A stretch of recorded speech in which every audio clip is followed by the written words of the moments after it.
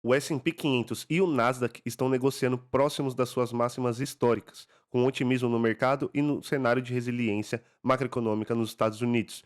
Enquanto isso, o Bitcoin corrigiu cerca de 20% em relação ao seu topo formado em outubro, enquanto o Ethereum retrocedeu quase 30% nesse mesmo período. O que é estranho, dado que por serem ativos de risco, tanto os índices da bolsa norte-americana e os criptoativos tendem a se mover juntos e com uma correlação bem forte. Vemos como isso é o caso na maior parte do tempo. Porém, recentemente as duas classes de ativos estão em uma grande divergência. E aqui no Mister Market vamos mostrar nossa análise se achamos mais provável uma queda no mercado de ações, assim como estamos vendo no mercado de cripto, ou se acreditamos ser mais provável os ativos de cripto retornarem para suas máximas históricas. Para isso, vamos olhar os principais temas do momento e os verdadeiros fatores fundamentais que estão movimentando o mercado hoje. Temos três condições que, se cumpridas, favorecem fortemente os ativos de risco, e elas são inflação controlada, desemprego baixo, que ocorre quando a percepção de um risco de recessão está baixa, e, finalmente, o aumento da liquidez. É importante todos entenderem que essas variáveis andam juntas e cada uma impacta uma a outra. Começamos então pela inflação, que segue acima da meta do Fed de 2%.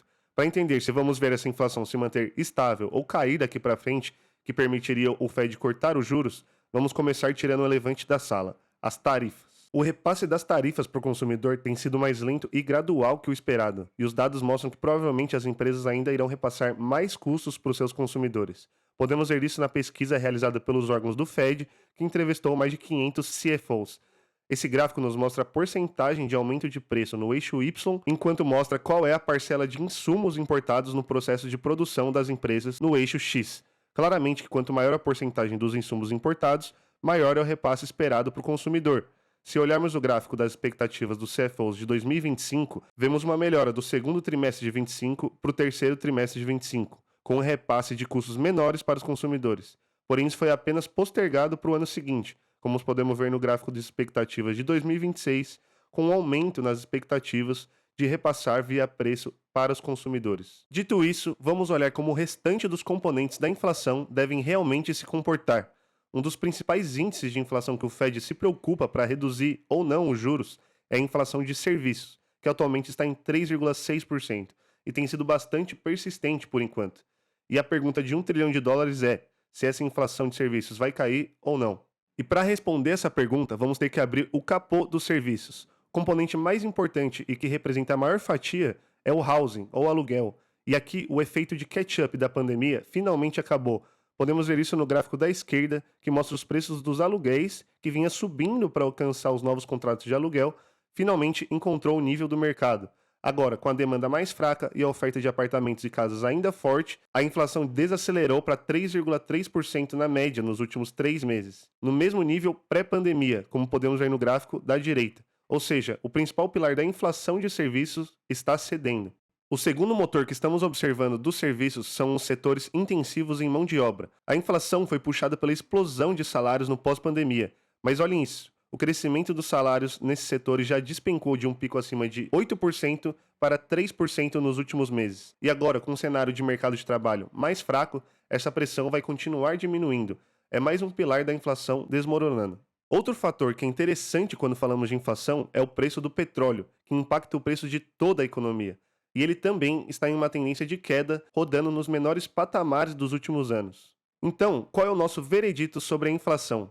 Por um lado, temos as tarifas, que são um problema real e estão pressionando os custos das empresas e, consequentemente, os preços. Porém, os pilares de inflação que o Fed realmente monitora, que são os aluguéis e salários, estão desinflando consistentemente. E acreditamos que isso deve seguir dando um sinal verde para o Fed continuar com o ciclo de corte de juros. O que nos leva ao próximo ponto, a liquidez. O mercado está precificando um corte de juros para 3% até o final de 2026. O ciclo de juros tende a ser muito favorável para os ativos de risco, o que não deve ser novidade para ninguém, principalmente quando estamos falando em um cenário fora de recessão, que é o caso de hoje. Ainda, o Fed anunciou que vai parar o QT, Quantitative Tightening, em dezembro, que essencialmente é um mecanismo que o Fed utiliza para reduzir o seu balanço, como podemos observar desde 2022, ou seja, o Fed lutou para retirar a liquidez da economia. Agora, com a parada do QT, é mais um fator de extrema relevância que pode impactar a liquidez positivamente no próximo ano. E quando olhamos para a liquidez global, vemos que ela também está expandindo, como podemos ver no M2 Money Global Supply.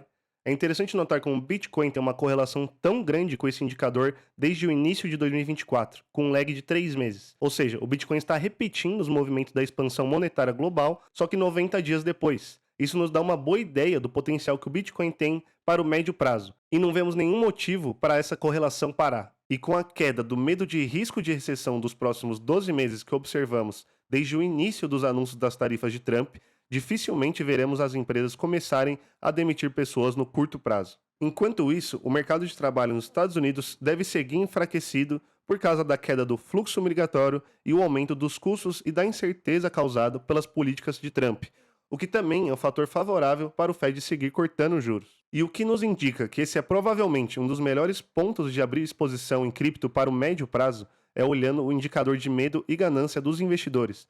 Praticamente todas as vezes que esse indicador esteve no patamar de hoje, o Bitcoin viu uma boa subida nos meses seguintes e que puxou o mercado inteiro de cripto junto, como foram os casos em setembro de 2024 e entre março e abril deste ano. Lembre-se, sempre queira comprar quando todos estão com medo. E vale ressaltar ainda que esse medo só perdura no mercado de cripto, porque as bolsas estão nas máximas históricas, com valuations bastante otimistas. E falado tudo isso, aqui no Mister Market estamos prestes a abrir posições em cripto para capturar esse provável upside que virá no médio prazo. E se você acredita que te entregamos valor de alguma forma, peço apenas que dê o like e se inscreva, que isso nos incentiva a ajudar vocês cada vez mais a navegar esse mercado.